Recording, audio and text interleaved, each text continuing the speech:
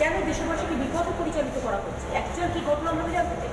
কেউ বলছে প্রথম দিন থেকেই টিভিতে শুনলাম, ন্যাশনাল টিভিগুলো বিশেষ করে 300 লোক মারা গেছে, 350 লোক মারা গেছে, কত কি তো আমরা জানতে চাই কত লোক সত্যি মারা গেছে।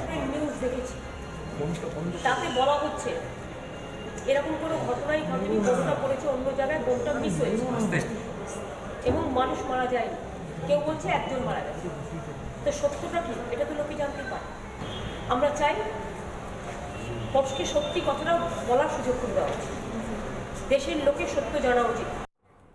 মমতা বন্দ্যোপাধ্যায় সহ একাধিক সেই সময়ের বিরোধী নেতা যারা কংগ্রেস, তৃণমূল, বাম দলগুলোতে ছিলেন, তারা বলেছিলেন ছবি নেই কেন। এরপর সেনাবাহিনী জব রোলে একটা নতুন অ্যাডিশন হয়েছে, তারা ক্যামেরা নিয়ে গিয়ে প্রথমে শত্রুপক্ষকে মারে, তারপর সেটার ভিডিও করে, তারপর নিয়ে আসে। এইটা সিস্টেম হয়েছে নতুন, সেনাবাহিনীর জব রোল থাকে, তাতে একটা অ্যাডিশন হয়েছে যে এবার ছবি তুলতে হবে, শুধু মারলে হবে না, কারণ দেশের সেনাবাহিনীকে দেশের রাজনৈতিক নেতৃত্ব বিশ্বাস করে না। এটা কি চলতে পারে? আমি প্রশ্ন করব নীলাদ্রিবাবু, আমার প্রশ্ন হচ্ছে মমতা বন্দ্যোপাধ্যায়ের এই বক্তব্য পুরনো বুঝলাম, শোনালাম, নতুন বক্তব্য সিন্দুর নিয়ে শোনালাম, একের পর এক বক্তব্য যেখানে সেই বক্তব্যগুলোকে ব্যবহার করছে আমাদের শত্রুপক্ষ। এই বক্তব্যগুলো না দিলে হতো না? সব জায়গায় পলিটিক্যাল পয়েন্ট তুলতেই হবে স্যার, বলুন। না না, সব জায়গায় পলিটিক্যাল পয়েন্ট তুলতে হবে না, এটা দ্য ফ্যাক্ট।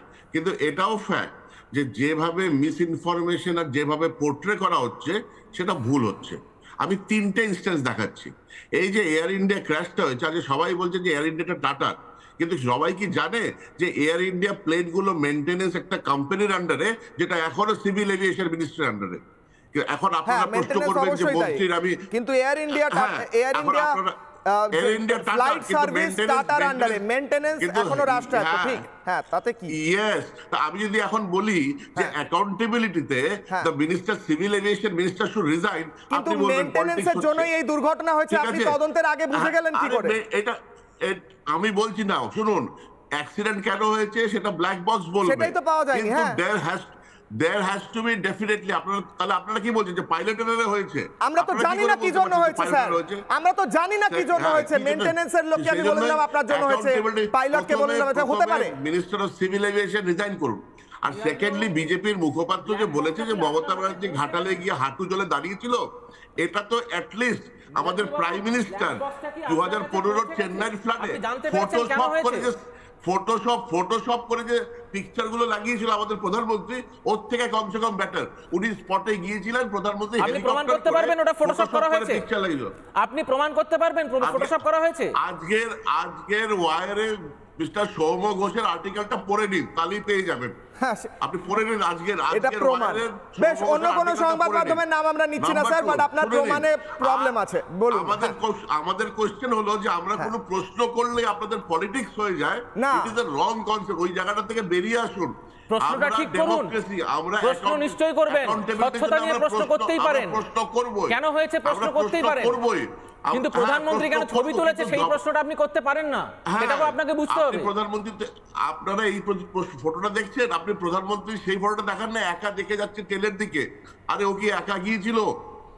হ্যাঁ, ওর সঙ্গে পুরো সবাই ছিল। কোথায় এক্সপার্টের সঙ্গে কথা বলেছে, কি স্টেপ নিয়েছে যাতে এরপরে এরকম অ্যাক্সিডেন্ট না হয়?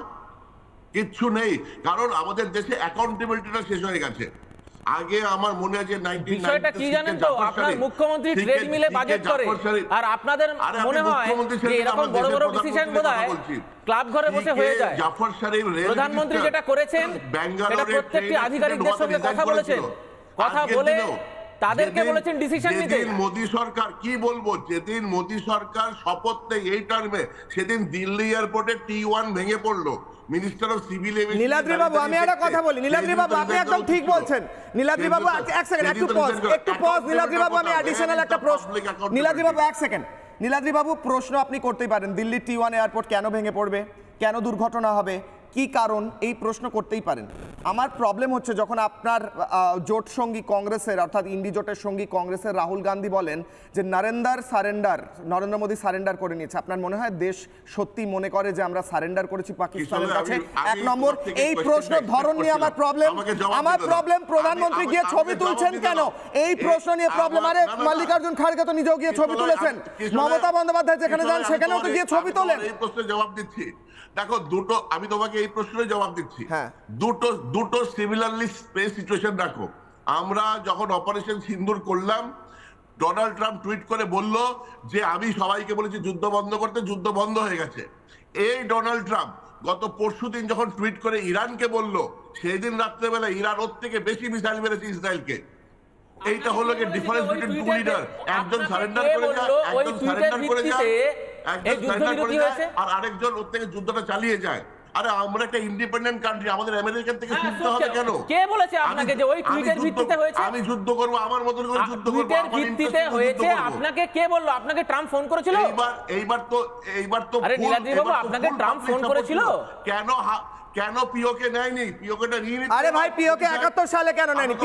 পিওকে কেন নেয়নি? একদম শুরুতে যখন পিওকের উপর অ্যাটাক হলো তখন জওহরলাল নেহরু কি করছিল?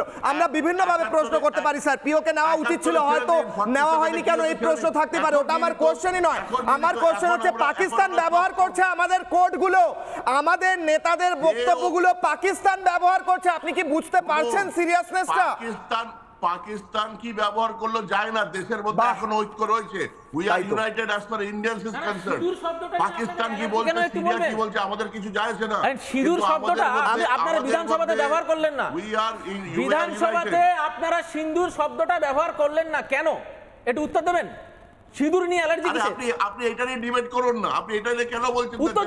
মোদি আমাকে এবার একে গাঙ্গুলি স্যার কাছে বেশ, নীলাদ্রি বাবু একটু সঙ্গে থাকুন।